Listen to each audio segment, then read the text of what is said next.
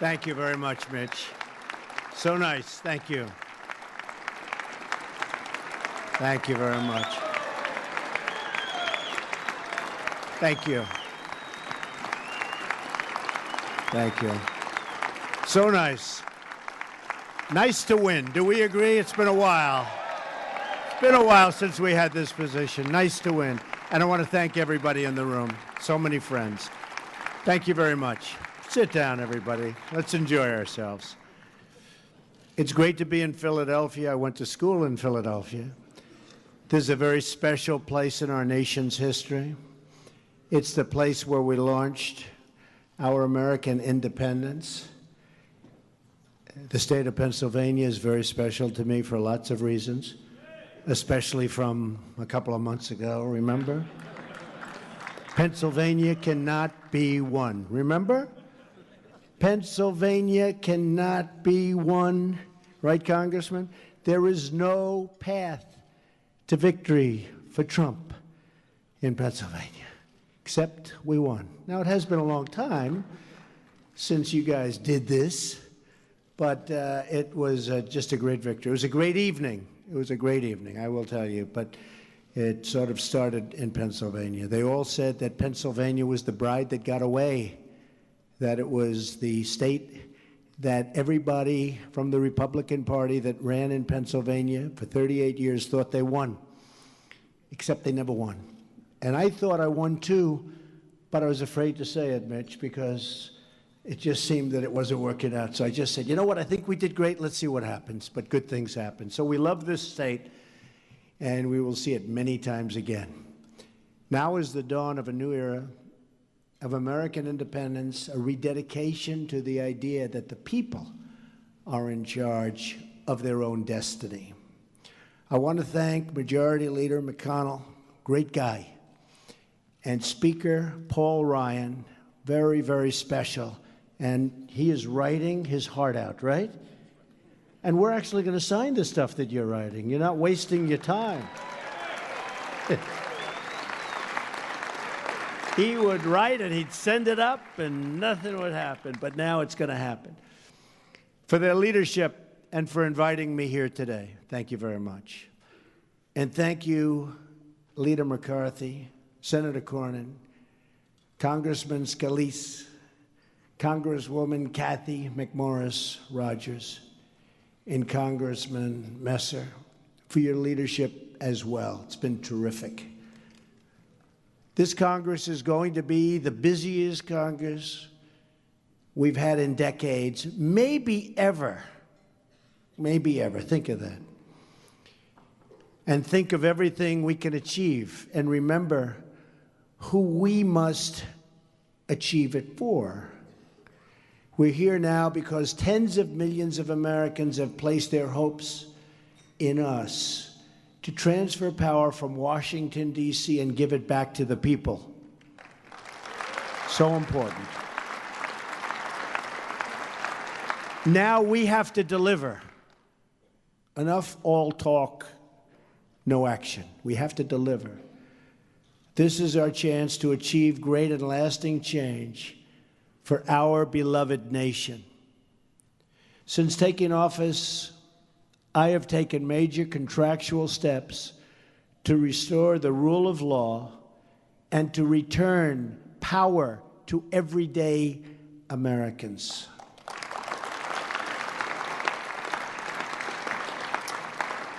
And even though it's only a few days, we've done it in record numbers. We've issued executive orders to build the Keystone and Dakota pipelines.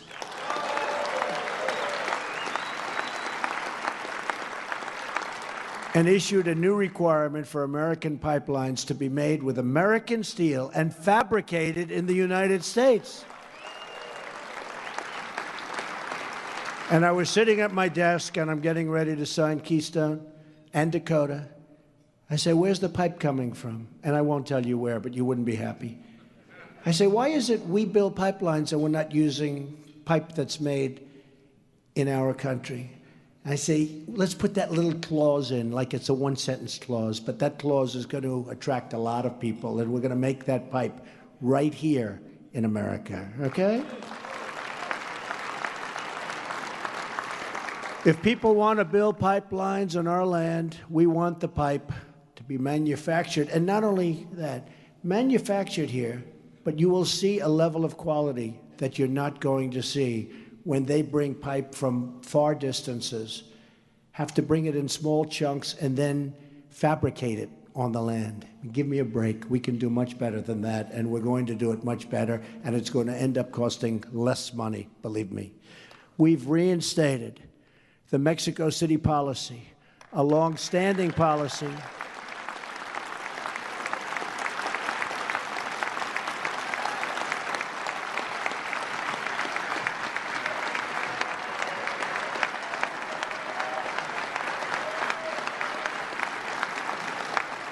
Isn't that nice? And by the way, on Friday, a lot of people are going to be showing up to Washington, right, Mike? A lot of people. You know, the press never gives them the credit that they deserve. They'll have 300, 400, 500, 600,000 people. You won't even read about it. When other people show up, you read big time about it, right? So it's not fair, but nothing fair about the media. Nothing. A long-standing policy to ensure taxpayer dollars do not fund abortion services overseas. We've issued executive orders to remove wasteful regulations that slow down commerce and delay infrastructure, which we desperately need. The very beginning of a massive effort to reduce the crushing regulations on our economy, and we are going to reduce regulations big time.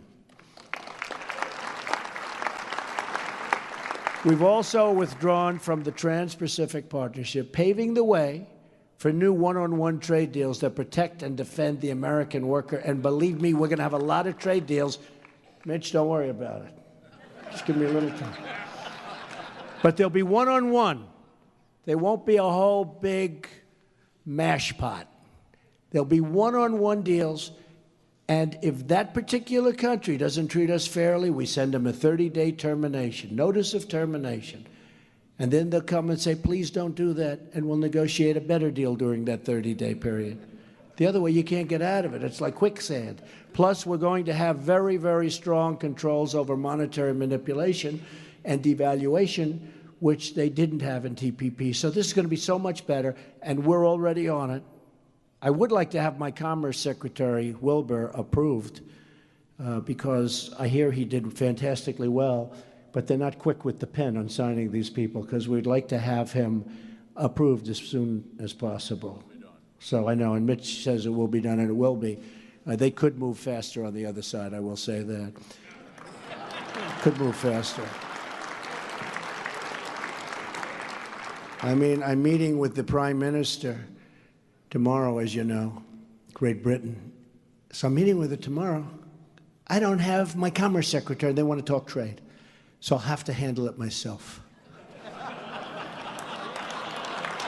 Which is okay. We've put in place the first steps in our immigration plan, ordering the immediate construction of the border wall, putting an end to catch and release, expediting the removal of criminal this is so important to me. From day one, I've said it, and I mean the immediate removal of criminal aliens. They're going to be gone fast. And finally, at long last, cracking down on sanctuary cities.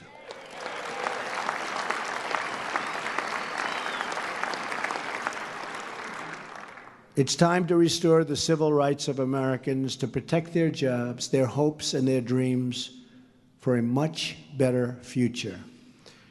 Congress passed these laws to serve our citizens, and it's about time those laws were properly enforced. They're not enforced. The hour of justice for the American worker has arrived.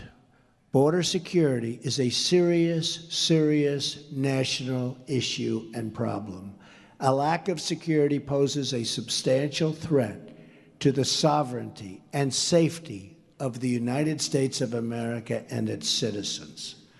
Most illegal immigration is coming from our southern border. I've said many times that the American people will not pay for the wall. And I've made that clear to the government of Mexico. NAFTA has been a terrible deal, a total disaster for the United States from its inception, costing us as much as $60 billion a year with Mexico alone in trade deficits. You say, who negotiates these deals? Not to mention millions of jobs and thousands of factories and plants closing down all over our country. On top of that are the trillions of dollars the U.S. taxpayers have spent to pay the cost of illegal immigration. Much of it has then been sent back, and much of it goes back to other countries. And oftentimes, because they don't respect us, the other countries will not accept the criminals that we send back to them that are illegally in our country. I promise you they will start accepting them again, quickly. We're not going to have them any longer.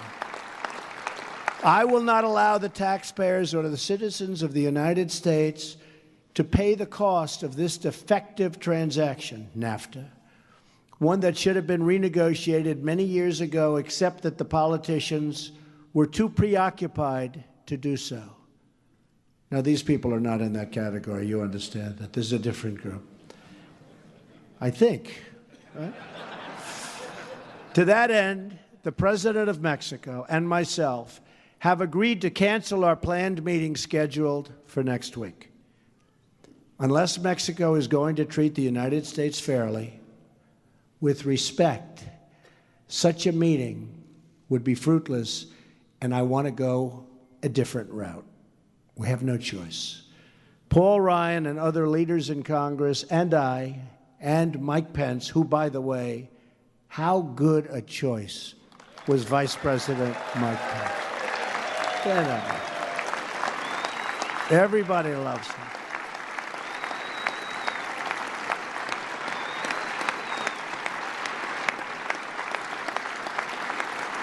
In fact, anytime I got myself into a jam early, I haven't been doing this stuff too long, right? But anytime I got myself into a jam, oftentimes they'd say on television, yeah, but look, he picked Mike Pence.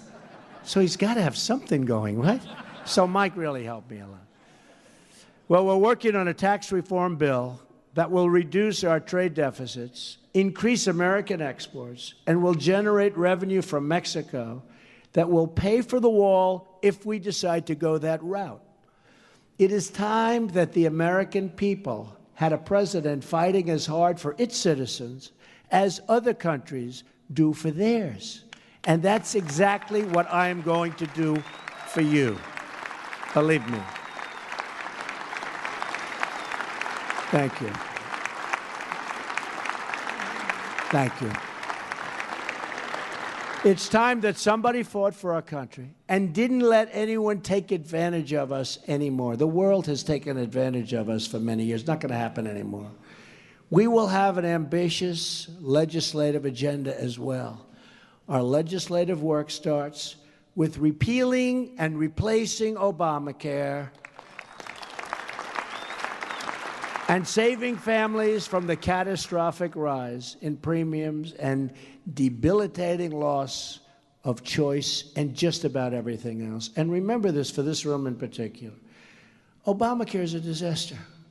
The Democrats are up and they're saying, oh, they're putting up signs like it's wonderful. It's a disaster. I actually talked with Paul and the group about just doing nothing for 2 years, and the Dems would come begging to do something because 17 is going to be catastrophic price increases. Your deductibles are through the roof. You can't use it. You can't use it. And they would come to us, except we have one problem. We have to take care of the American people immediately. So we can't wait. But every time they tell you about Obamacare, we're taking them out of a big jam. Big jam. We're putting ourselves at risk to a certain extent because we're taking it off their platter. But I think, Congressman, I think we have no choice. I think we have no choice. We have to get it going. I'm serious, if we waited 2 years, it's going to explode like you've never seen an explosion. Nobody's going to be able to afford it. It's a disaster. And that's politically what we should do, but we don't want to do that. We want to get something done and get it done right. And by the way, Tom Price is going to do a phenomenal job. I don't know if he's here, but he's going to do a phenomenal job. On my first day in office, I signed an executive order to roll back the burdens of Obamacare and pave the way for real reform, like health savings accounts that empower individuals to choose the customized plan that is truly right for them and have so many choices. Tom Price will soon be leading Health and Human Services. He is a true advocate for patients. He's going to do a phenomenal job. We have no doubt about that. He joins an all-star roster that includes many of your colleagues, Ryan Zinke, Mick Mulvaney.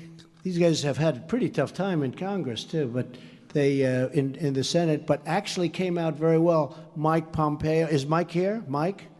Mike Pompeo, phenomenal guy. And Jeff Sessions. Jeff is a fine person. Jeff was one of my earliest endorsers and never endorsed a presidential candidate before, and he was one of my earliest endorsers, respected by everybody, and did unbelievably in front of committee. Unbelievable. In addition to fixing our health care, we're going to pursue new trade deals that create higher wages and more opportunities for American workers, bringing back those magnificent words, made in the USA. We used to have that. We don't have it anymore. It's going to be America first again. We will create millions of new, good-paying jobs by removing the economic burdens that cripple our ability to compete. At the center of that agenda is bold tax reform that massively lowers taxes for our middle class and for all American businesses. We will also pursue financial reform that will help striving Americans get the credit they need to realize their dreams. Republicans have always been the party of American industry and the American worker. We must embrace that heritage, rebuilding this country with American goods and American labor. And we've started, believe me, over the last couple of months. I don't know, I'd like to say I did about as much as anybody or more in terms of getting industry to start coming back to our country before I took office. But we have a lot of great news with Ford and General Motors and Fiat Chrysler and so many others. We have a lot of great news. Lockheed is adding a lot of different people, a lot of additional people, Boeing. We have a lot of positive things happening, and it's really going to start bursting out. You're going to be seeing it very soon. We want to get our people off of welfare and back to work. So important. It's out of control. It's out of control. And we believe that the world's best country ought to have the world's best infrastructure. It's what our people deserve, and it's what we will ensure they get. Our infrastructure is in serious trouble. We will build new roads and highways and tunnels and airports and railways across the nation. We will fix our existing product before we build anything brand new, however.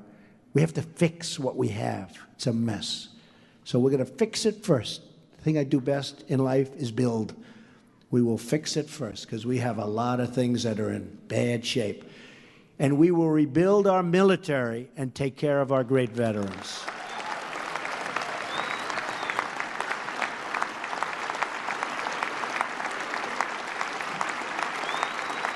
Thank you. And we're working hard with the veterans. We're going to do something very special with the veterans. It's time. At the same time, we will unleash the full power of American energy, ending the job-killing restrictions on shale, oil, natural gas, and clean, beautiful coal. And we're going to put our coal miners back to work.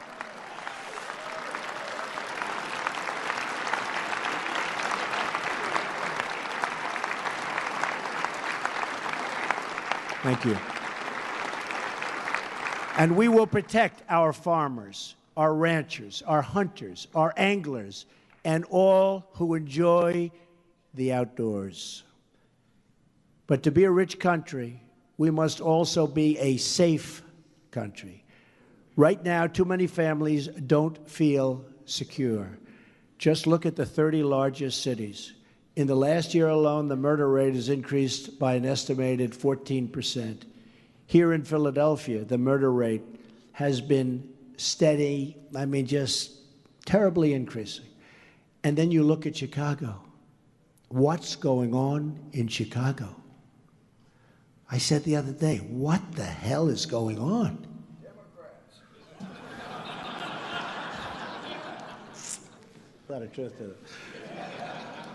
That is why we will continue to stand with the incredible men and women of law enforcement.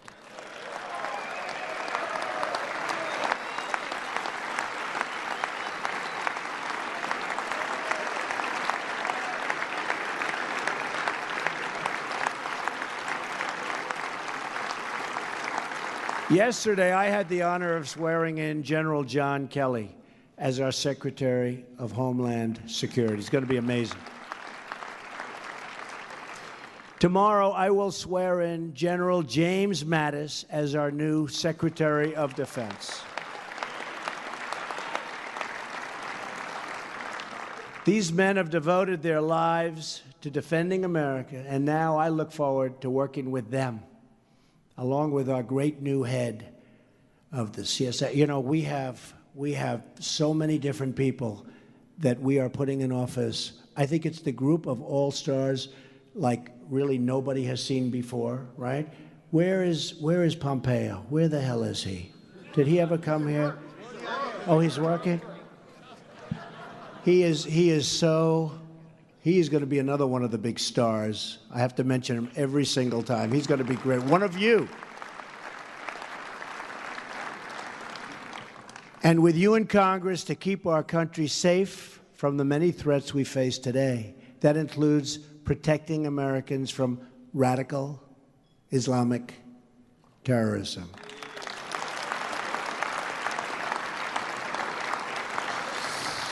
We also need to keep the ballot box safe from illegal voting.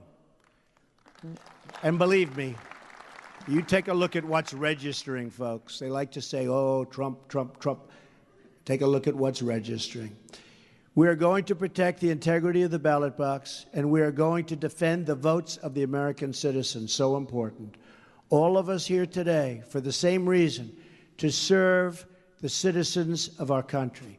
We are not here for ourselves. We are here for them. We are here for the people. We are blessed by divinity and honored by history with the task of preserving this great republic and expanding its blessings to every single American. Thank you.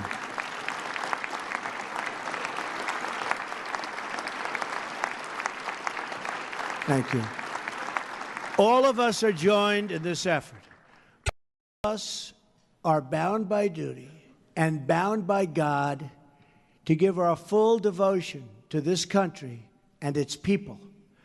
That obligation forms the moral foundation of our agenda.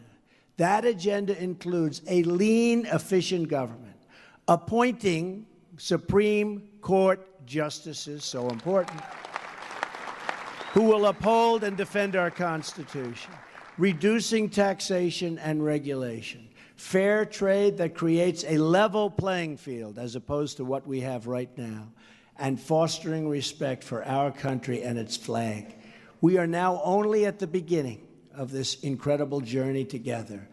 I am honored to be your partner in this amazing quest. I am privileged to stand with you, shoulder to shoulder, as we work every single day to make America great again. Thank you, God bless you, and God bless America. It's a great honor to be here. Thank you very much. Thank you.